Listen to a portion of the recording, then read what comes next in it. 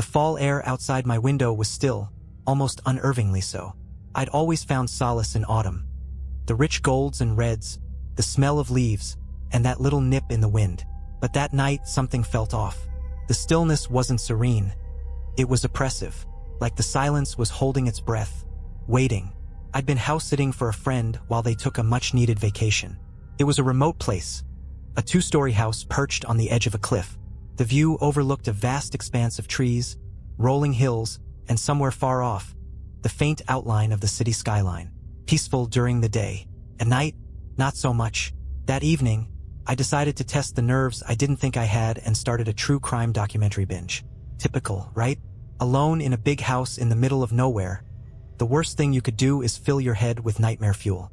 But hey, boredom does strange things. Around 11 p.m., I paused the show to grab a drink. Heading to the kitchen, I noticed something weird. The porch light was flickering. I figured it was a loose bulb, a harmless quirk of an old house. Grabbing a step stool, I went outside to fix it. The air out there was colder than I'd expected, biting into my skin even through my sweater. I looked up at the bulb.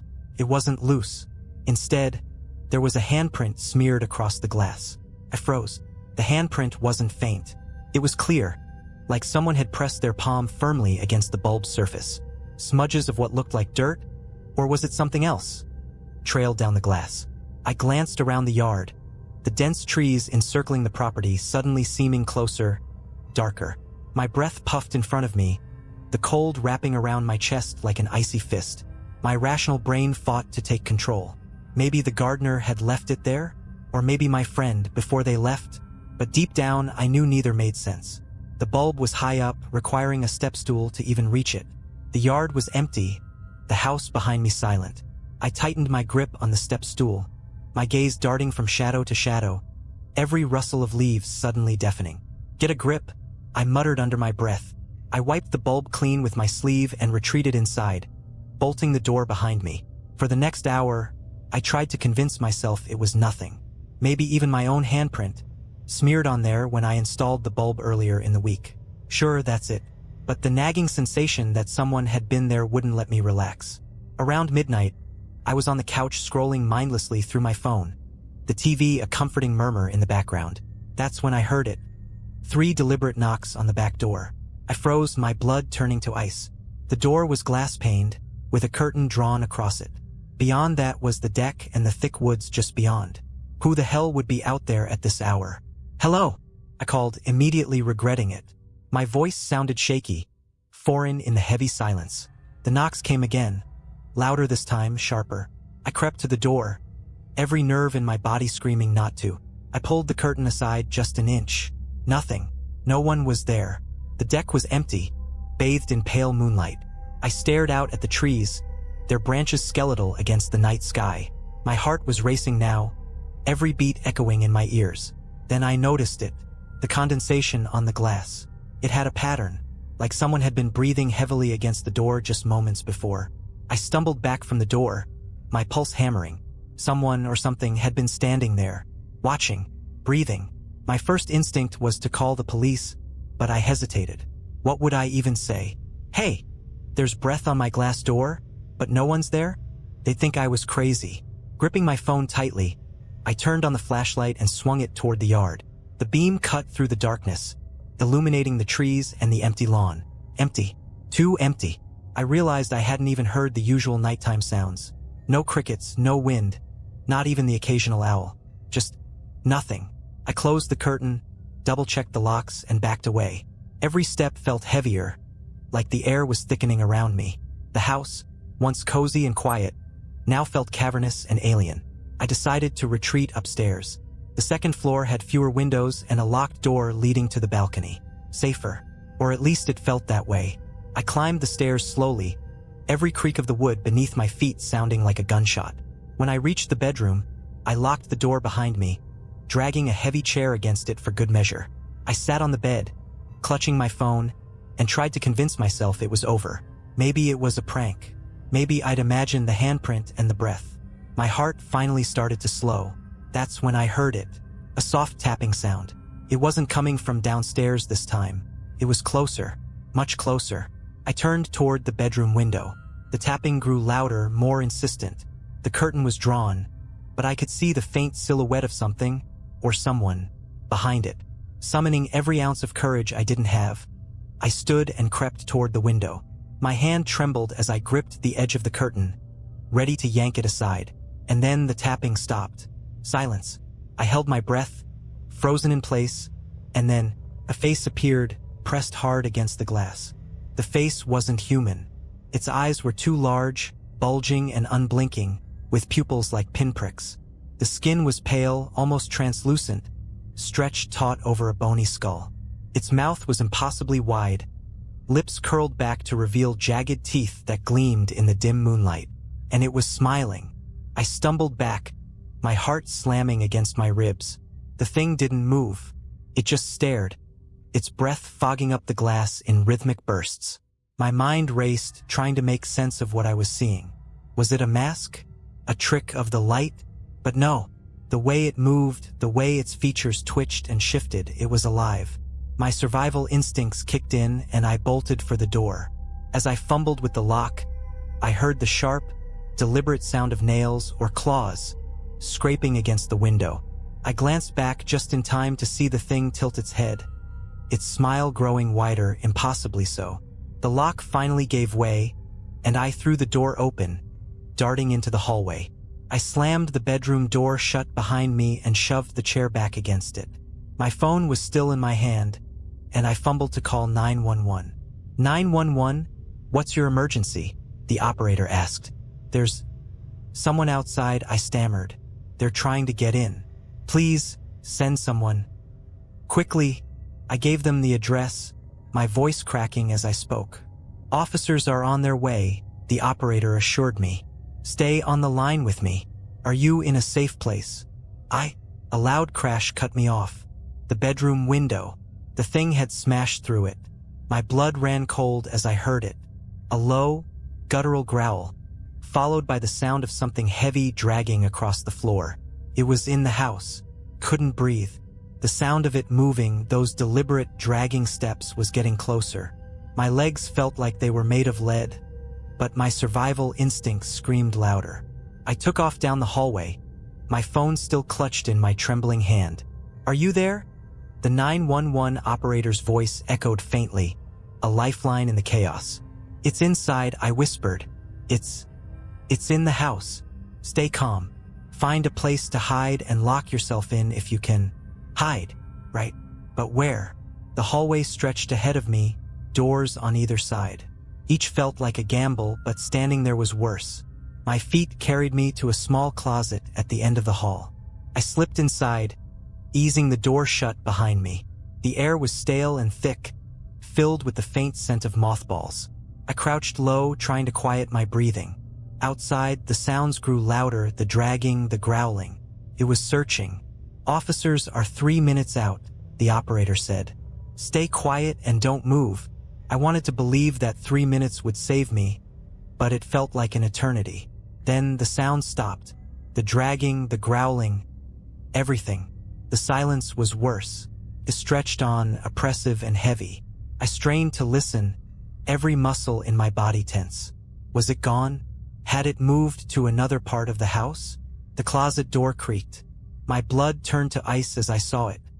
A thin, bony finger curling around the edge of the door. Slowly, the door inched open, and there it was.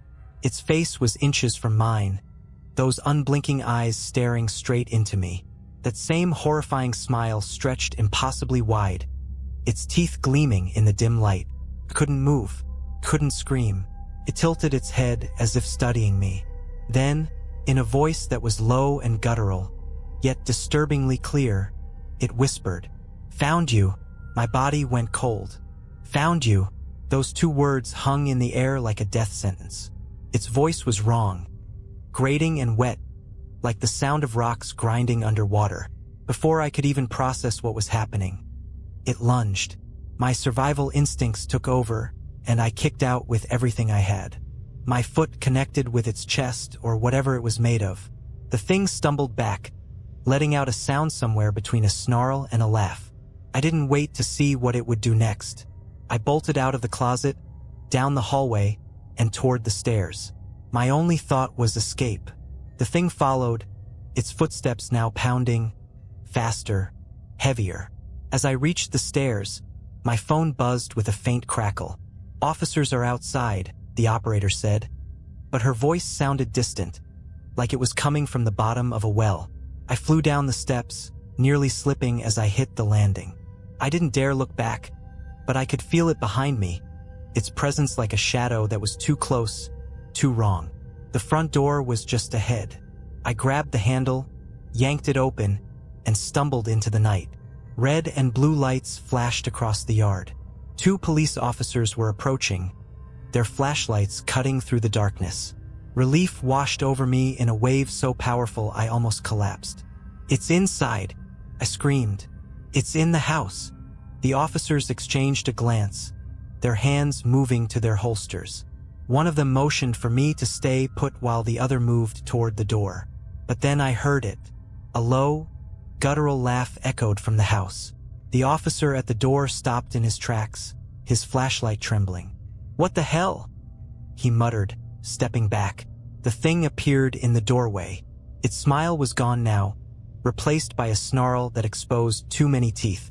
It crouched low, its long fingers curling against the frame of the door like a spider ready to pounce. "Stay back," one of the officers yelled, drawing his weapon. The thing tilted its head again, as if amused, before it moved. Fast. It launched itself toward them, faster than I thought possible. The first officer fired, the shots deafening in the quiet night, but the thing didn't stop. It hit him like a freight train, sending him sprawling to the ground. I stumbled back, my legs threatening to give out. The second officer fired, but the thing was already moving, darting toward the trees at the edge of the property. It disappeared into the darkness, leaving only silence in its wake. The officers scrambled to their feet, their faces pale and stricken. "What the hell was that?" one of them asked, his voice shaking. I don't know," the other stammered, glancing toward the trees. I didn't have answers. I didn't have words. All I knew was that it was still out there, watching. To this day, I don't know what I saw. The police wrote it off as a wild animal incident, though none of their reports ever mentioned the thing's face. My friend's house was put up for sale the very next week, and I haven't been back since. But sometimes, when I'm alone at night, I swear I can hear it, that low, wet laugh. And when I do, I keep every light in the house on and pray that it's just my imagination. Because if it's not, it's only a matter of time before it finds me again. The thing vanished into the trees, but the air felt wrong, heavy. It didn't feel like it had truly left. The officers stood frozen, their weapons trembling in their hands. I tried to steady my breathing, but it came in short, panicked gasps. One of the officers turned to me, his face pale. "You're coming with us," he said, his voice sharp but tinged with fear. "We can't leave you here." I nodded, unable to speak, and followed them toward their patrol car. As I climbed into the back seat, I kept glancing at the edge of the forest, half expecting those pale eyes and twisted grin to emerge again. We sped down the long, winding driveway, the headlights carving through the oppressive darkness. The officer driving kept glancing at the rearview mirror, his hand gripping the wheel tightly. The other was on the radio calling for backup. And then the car stopped. The engine was still running, but the headlights flickered, casting long, eerie shadows across the trees. "What the hell now?" the driver muttered, slamming the dashboard. The radio crackled, the static loud and piercing. "All units. Unnown ent. Tie repeat." The words were garbled, breaking up in a wash of static and faint voices. "What's happening?" I asked, my voice shaking. Before anyone could answer, a loud thud hit the roof of the car, denting it inward. "Stay inside," the officer in the passenger seat barked as he threw open the door, his weapon drawn. I stayed frozen, clutching my phone like it was a lifeline. Another thud, heavier this time, shook the car. I craned my neck, trying to see what was on the roof, but the officers were yelling, their voices overlapping in panic. And then, in the faint glow of the flickering headlights, I saw it. A pale hand, long, skeletal, and impossibly thin, slid down the windshield. Its fingers splayed across the glass, leaving streaks of something dark and wet. "Get out of the car," one of the officers shouted, yanking the back door open and grabbing my arm. I stumbled out, my legs nearly giving way beneath me. As the officer pulled me away from the car, I saw the thing leap from the roof, its movements unnaturally fast and fluid. It disappeared into the woods again, but the damage was done. The car was totaled, the roof caved in, the windows cracked. And the officers? They looked like they'd aged 10 years in mere minutes. "We need to move," the driver said, his voice barely above a whisper. Now, the forest loomed ahead of us, thick and suffocating. Every branch seemed to twist into grotesque shapes in the flickering glow of the broken headlights. The officers whispered in hurried tones, their movements jerky, as if every shadow held the promise of doom. I wanted to run. Every instinct in me screamed to bolt, to leave the patrol car and its ruined safety behind. But where would I go? The house was miles away, and the creature, it was somewhere out there, waiting. "Backup still on its way," one of the officers muttered, his voice barely steady. "We just have to hold tight." "Hold tight," the other snapped. "You saw what it did to the car, Frank. We're sitting ducks out here." A loud snap echoed from the woods, cutting their argument short. We all turned toward the sound. Another snap, closer this time, followed by the rustle of leaves. "It's circling us," the driver whispered, his hand tightening on his gun. The silence that followed was so thick, I could hear my own heartbeat pounding in my ears.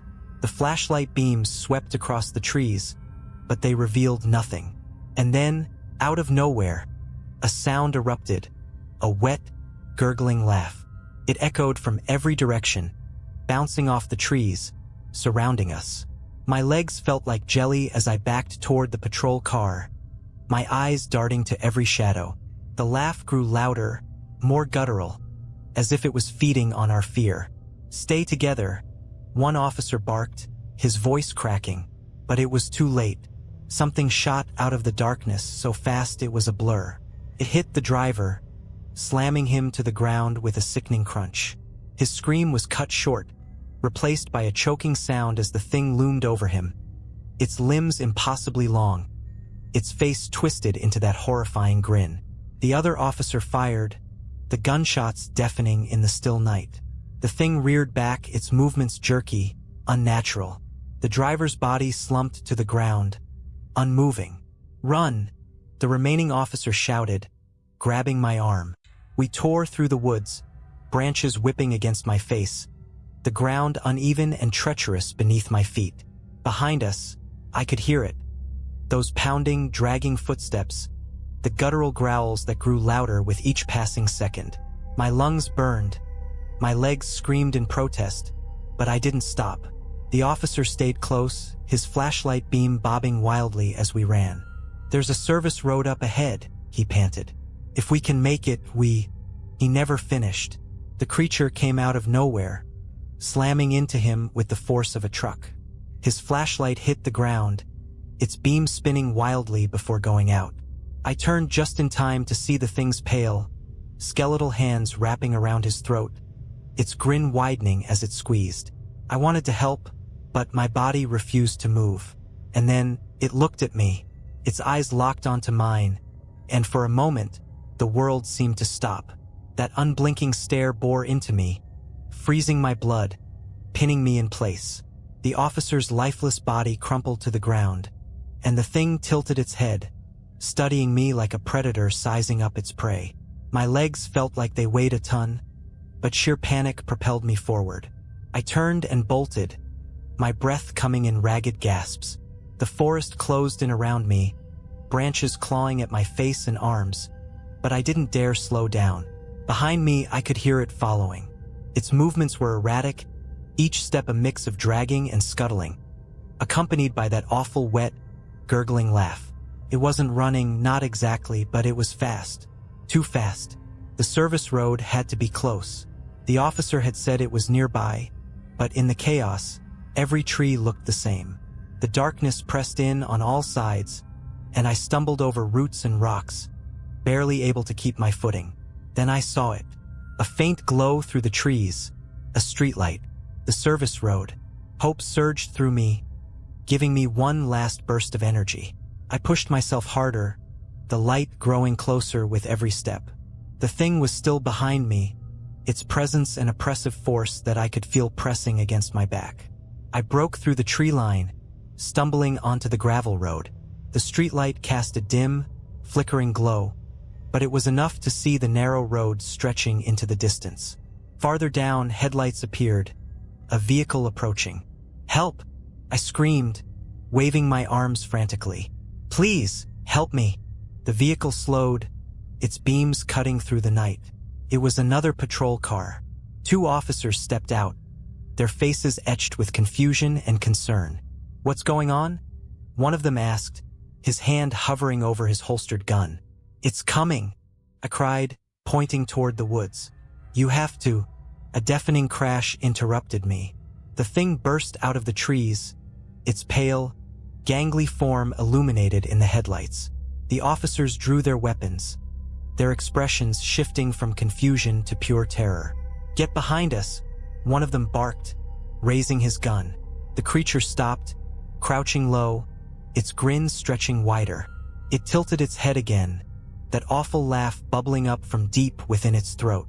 The officers opened fire, the gunshots echoing in the night. The thing moved with impossible speed, dodging and weaving as it closed the distance between us.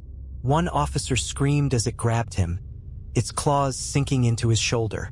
The second officer kept firing, but the thing didn't even flinch. This was it. I was going to die here. But then, something strange happened. The headlights of the patrol car began to flicker wildly, and the air grew heavy, charged with static. The creature stopped, its head snapping toward the car as if distracted. It let out a guttural growl, releasing the officer and backing away slowly. The light around it seemed to warp, distorting its form. Its grin faltered for the first time, replaced by something that looked almost like fear. And then, without warning, it vanished. The silence that followed was deafening. The officers and I stood frozen, the air around us still buzzing with an unnatural energy. The thing was gone, or at least it wasn't visible anymore, but the oppressive weight it left behind hadn't lifted. What the hell was that?" One of the officers choked out, his voice barely audible over the ringing in my ears. I didn't answer. How could I? I didn't even know where to begin. The injured officer groaned, slumping against the patrol car. His partner rushed to his side, pulling out his radio to call for backup. "Officer down. We need medical assistance at the service road near." The radio crackled, cutting him off. "Noun ent. Ty advis." The same garbled transmission I'd heard earlier came through again. Only this time it was louder, clearer. The static swelled, growing louder and more erratic. I clamped my hands over my ears, the sound piercing and shrill. The officer holding the radio dropped it, his face twisting in pain. And then the headlights flickered again. The patrol car's engine sputtered, its lights dimming and brightening in quick, frantic bursts. The air grew heavier, thicker, as if we were being swallowed by the night itself. "No," I whispered, stepping back. "No, no, no." A low hum began to resonate, vibrating through the ground beneath us. It felt like the earth itself was trembling, an ominous rhythm that grew louder with each passing second. The remaining officer grabbed my arm, his grip tight. "We have to move. Now." "Where?" I croaked. "It's everywhere." But he didn't answer. He hoisted his injured partner into the patrol car, motioning for me to get in. I hesitated, my gaze fixed on the treeline. I could feel it, feel them. The thing wasn't alone. The shadows between the trees shifted, moving unnaturally, and for a brief moment, I thought I saw multiple sets of eyes. Pale, glowing, unblinking, watching. The officer's shout snapped me back to reality. "Get in!" I dove into the backseat just as the patrol car roared to life. The engine whined in protest, but it held, and we sped down the road, the flickering headlights cutting through the encroaching darkness. I dared to glance back. The trees lining the road seemed to writhe, their branches reaching toward us like skeletal hands. And in the distance, standing at the edge of the woods, was the thing. It didn't move. It just stood there watching us. But it wasn't smiling anymore. The patrol car tore down the service road, the wheels spitting gravel in its wake. Inside, the air was thick with tension, the faint smell of burnt rubber mingling with the metallic tang of fear. The injured officer groaned in the front seat, clutching his torn shoulder, his face pale and slick with sweat. I sat in the back, my eyes locked on the road ahead, but my mind was racing. Those things weren't just stalking us. They were playing with us, drawing us into some kind of trap. The officer driving glanced at me in the rearview mirror, his eyes wild. We're heading back to the station. Whatever the hell that was, we need reinforcements, SWAT, National Guard, something. But I knew it wasn't that simple. Deep down, I could feel it. This wasn't something you could fight with guns or numbers. This was different. The radio crackled again, breaking through my thoughts. Own in tit, Proxim. The static grew louder, almost deafening, before cutting out completely. And then the car's headlights went out. The darkness was immediate and absolute, swallowing the car and the road in an instant. The engine sputtered, and the patrol car lurched to a stop, the sudden silence as suffocating as the night around us. "No, no, no!" the driver shouted, slamming his fist against the dashboard. He turned the key, but the engine refused to start. The injured officer moaned, his head lolling to the side. "It's here," he whispered, his voice barely audible. The driver grabbed his flashlight, his hands shaking. "Stay in the car," he barked at me before stepping out, the door creaking like a scream in the still night. I pressed myself against the seat, gripping my phone like it was a lifeline. My heart was pounding so hard, it felt like it might burst. And then I heard it, a faint scraping sound, like nails on metal, coming from the roof of the car. I froze, my breath catching in my throat. The driver's flashlight beam swept across the road, but it didn't reach far. He turned, his light aimed at the roof, and that's when it happened. The roof caved in with a deafening crash, and something slammed onto the hood of the car.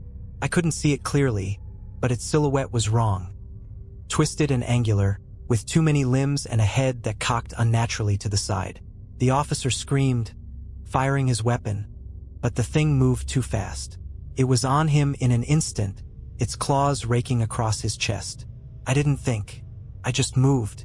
I threw open the door on the other side and bolted into the woods, my feet pounding against the earth. Behind me, the officer's screams were abruptly cut off, replaced by that awful, gurgling laugh. The forest swallowed me whole, its shadows stretching and twisting as I ran. Branches clawed at my arms and face, and my lungs burned, but I didn't dare stop. Somewhere behind me, I could hear it, the dragging footsteps, the growl, and then up ahead I saw it. A light. It was faint, barely more than a flicker, but it was there. I stumbled toward it, hope surging in my chest. But as I got closer, I realized something was wrong. The light wasn't coming from a house or a street lamp. It was floating, a small, glowing orb, pulsing gently like a heartbeat. I stopped in my tracks, my chest heaving. The orb hovered there, almost invitingly, its glow casting eerie shadows across the trees. And then, from the darkness around it, I saw them. More figures, more eyes, more grins. They emerged from the trees, their pale forms gliding toward me, surrounding me. I was trapped. The glowing orb pulsed, its light throbbing in time with the panicked beat of my heart. The figures moved closer, their movements deliberate, almost synchronized. Each one was different. Some with stretched limbs, others hunched and jagged, but their eyes were the same. Wide, unblinking, and impossibly hollow. And those grins. God, those grins. I backed away, my foot catching on a root. I fell hard. The air punched out of my lungs, but I couldn't look away. The orb seemed to grow brighter, its light washing over the clearing, and in its glow, I could see the figures more clearly. Their skin wasn't just pale, it was translucent, veins and tendons visible beneath the surface. Their bodies twitched with unnatural spasms, like marionettes pulled by an unseen force. And then they spoke. Not with words, but with sound. A chorus of guttural growls, wet laughter, and faint whispers filled the air, weaving together into something almost melodic. It wasn't human. It wasn't meant to be heard by human ears. I clamped my hands over my ears, but it didn't help. The sound wasn't coming from outside. It was in my head, vibrating through my skull, growing louder and louder until it was all I could hear. I screamed, but the sound was swallowed by the noise. The orb pulsed again and the figures stopped. Their heads turned toward the light in unison, their grins fading. For a moment, everything was still, and then, one by one, they began to dissolve. Their forms broke apart like smoke, wisps of their bodies drawn toward the orb. It absorbed them, its glow intensifying with each one, until the clearing was empty save for me and the light. I couldn't move. I couldn't think. The orb pulsed again, brighter this time, and then it spoke. Stay. The voice wasn't like the others. It was deep, resonant, and impossibly calm. Stay, it said again, the word vibrating through me like a command. No, I whispered, my voice barely audible. The orb pulsed, and suddenly, the ground beneath me shifted. Roots twisted and coiled, wrapping around my ankles and wrists, pulling me toward the light. I thrashed, trying to free myself, but the roots were relentless. They pulled tighter, dragging me closer, the orb's glow now blinding. Stay, the voice repeated, louder this time, more insistent. No, I screamed, fighting with everything I had. And then, from the corner of my eye, I saw it, a flicker of blue and red lights, cutting through the trees. Back up. The orb hesitated, its light flickering for the first time. The roots loosened their grip, just enough for me to break free. I scrambled to my feet, stumbling toward the approaching lights. Behind me, the orb's glow dimmed, and the voice echoed one last time, low and menacing. We'll meet again. I didn't look back. The backup officers found me on the edge of the forest, trembling and covered in scratches. They didn't believe my story, of course. How could they? But they couldn't explain the state of the other patrol car, or the officers who were never found. I left the area the next morning, vowing never to return. But sometimes, in the dead of night, I swear I can still feel the pulse of that light, hear the echo of that word. Stay. For weeks after that night, I couldn't sleep. Every time I closed my eyes, I saw the orb, felt the cold, unrelenting pull of those roots, and heard that single haunting word. Stay. I left the area, as far from the house and that forest as I could manage. But distance didn't help. The nightmares came anyway, and when I was awake, the world felt off. Shadows seemed darker, longer, as if they were watching me. Lights flickered more often, and I couldn't shake the feeling that I wasn't alone, even in crowded spaces. I started noticing other things, too. Little things, like the man at the bus stop who stared too long, his face unreadable, or the woman in the grocery store whose movements were just a little too mechanical. And then one evening I found a package at my door. It wasn't labeled, just a plain brown box. My heart sank as I stared at it. I hadn't ordered anything, and I sure as hell didn't know who would send me something. Against my better judgment, I brought it inside. The box was surprisingly light, as if it was empty, but when I opened it, a single object lay inside. A light bulb, not just any bulb. It was the exact same model I'd replaced on the porch light the night this all started. My hands trembled as I picked it up. A faint smear of something dark and greasy streaked across the glass. A handprint. I dropped it, the bulb shattering into pieces, but the air around me suddenly felt colder, heavier. The lights in my apartment flickered. Once, twice, and then everything went dark. In the silence, I heard it. Faint, wet laugh. I spun around, my phone's flashlight trembling in my hand. The beam cut through the darkness, landing on the window, and there it was, that face, those bulging, unblinking eyes, that impossible grin. It didn't tap this time. It didn't have to. Stay, the voice echoed, not from the window, but from behind me. I turned, and the light revealed nothing. just the empty room. But the voice came again, closer now, wrapping around me like a noose. "We'll meet again." The lights flickered back on, and the room was empty. The face at the window was gone. But I knew it wasn't over. It was never over. The days that followed blurred into an endless haze of paranoia. I stopped going to work, skipped meals, and barely slept. The thought that it could appear at any moment gnawed at the edges of my sanity. Every night, I triple-checked the locks on my doors and windows. Every shadow in the corners of my apartment felt alive, shifting when I wasn't looking. But the worst part? The whispers. They started faint, like a breeze carrying a sound too quiet to catch. Then they grew louder, clearer. It wasn't just the word "stay" anymore. They were saying my name, softly at first, then insistent, almost pleading. I started hearing it everywhere, in the hum of the refrigerator, the creak of floorboards, even in the hiss of the shower. "Come back," they whispered. "Come back to us." I wanted to ignore them. I wanted to convince myself I was losing my mind. But deep down, I knew the truth. They wouldn't stop until I returned. That night, I made a decision. If this was going to end, I had to face it. I packed a bag, flashlights, batteries, a crowbar, and a knife. It felt laughable, bringing weapons against something so unreal. But it was all I had. The drive back to the house was a blur, the headlights cutting through the endless stretch of dark, empty road. The further I drove, the heavier the air became, pressing down on my chest. The trees loomed taller, their branches curling like claws against the night sky. When I reached the house, it was exactly as I'd left it. Empty, silent, waiting. I stepped out of the car, my flashlight slicing through the darkness. The porch light, the one that had started it all, was dark now, its bulb shattered. The glass shards glinted faintly in the beam of my light. The whispers grew louder as I approached the door, their voices overlapping, pleading. "Come back. Stay." I pushed the door open, its creak echoing into the emptiness. The house smelled stale, like wood left to rot. Dust motes floated in the air, disturbed only by the beam of my flashlight. I moved through the house slowly, my footsteps deliberate, every creak of the floorboards making me flinch. And then I saw it. The orb.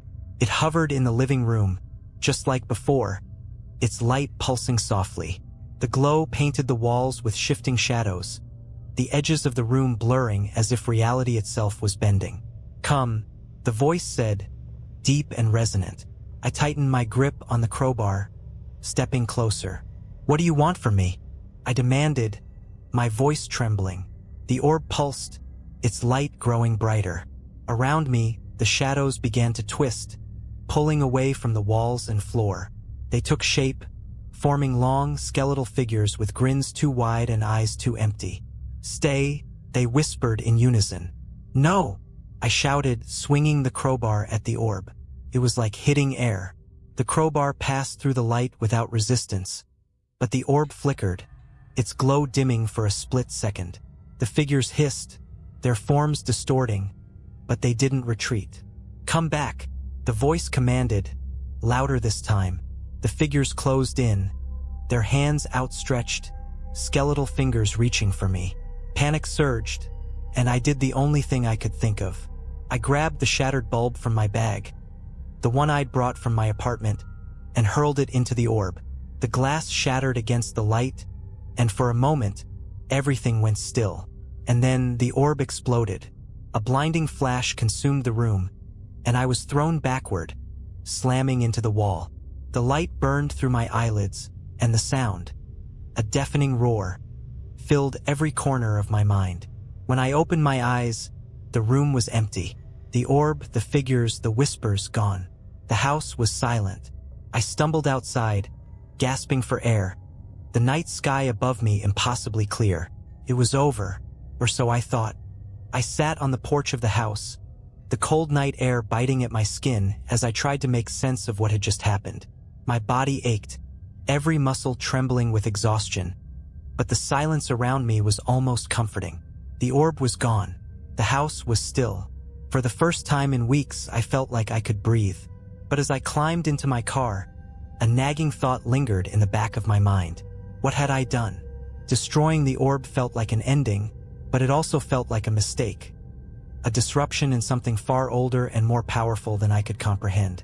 The drive back to my apartment was uneventful, the forest and roads now eerily quiet. When I reached home, I locked every door and window, though the act felt almost futile. Whatever I'd faced wasn't something